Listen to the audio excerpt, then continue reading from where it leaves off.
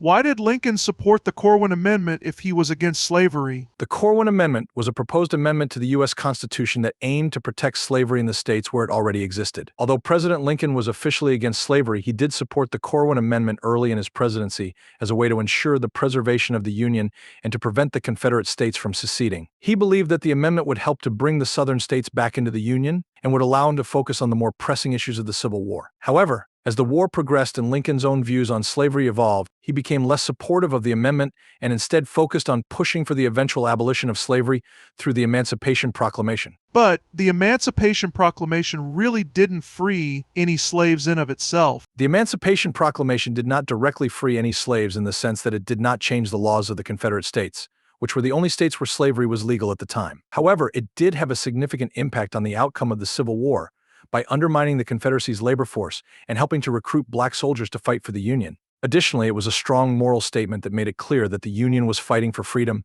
and helped to rally support for the cause both domestically and internationally. After the war, the 13th Amendment was added to the Constitution, which permanently abolished slavery in the United States. The Emancipation Proclamation is widely seen as a critical step in the journey to freedom for African Americans, and it continues to be celebrated today as a symbol of hope and progress. The Confederate States weren't the only states that had slaves. Delaware, Kentucky, Maryland, and Missouri didn't join the Confederacy and they had slaves. That's correct. Although the Confederate States seceded from the Union primarily to protect the institution of slavery, not all slave-holding states joined the Confederacy. Delaware, Kentucky, Maryland, and Missouri were all slave-holding states that remained part of the Union throughout the Civil War.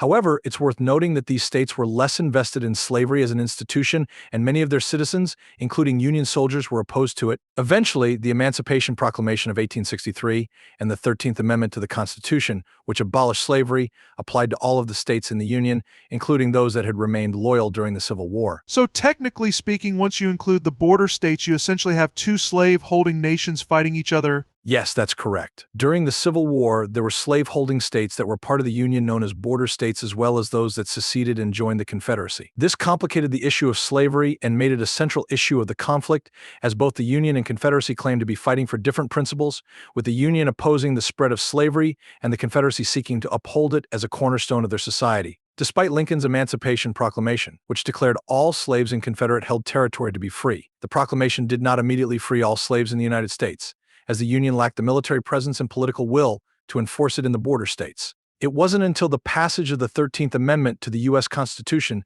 that slavery was officially abolished throughout the entire country. Except in prisons. Slavery is still legal in prisons. That is true. The 13th Amendment to the United States Constitution prohibits slavery and involuntary servitude except as a punishment for crime whereof the party shall have been duly convicted. This has led to the practice of prison labor, where prisoners work for little or no pay, and some have argued that this constitutes a form of modern-day slavery. However, the debate over the morality and legality of prison labor is complex and ongoing, and there is no clear consensus on the issue. Why did Lincoln allow border states to join the Union if he was so opposed to slavery? Lincoln was primarily focused on preserving the Union and preventing the Confederacy from seceding and forming a separate nation. At the beginning of the Civil War, he saw the border states as crucial to achieving this goal, as their allegiance to the Union would prevent the Confederacy from gaining control of the entire Mississippi River, which would have given them a major strategic advantage. Lincoln also believed that the border states would eventually abolish slavery on their own, and he saw the Emancipation Proclamation as a way to help facilitate that process by making it a war measure rather than a political one. Throughout the Civil War, he worked to convince the border states to abolish slavery, and by the end of the war, all of them had done so. So in short, Lincoln's strategy for ending slavery was to preserve the Union, and he saw the border states as a crucial component of that effort, even though they were slave states.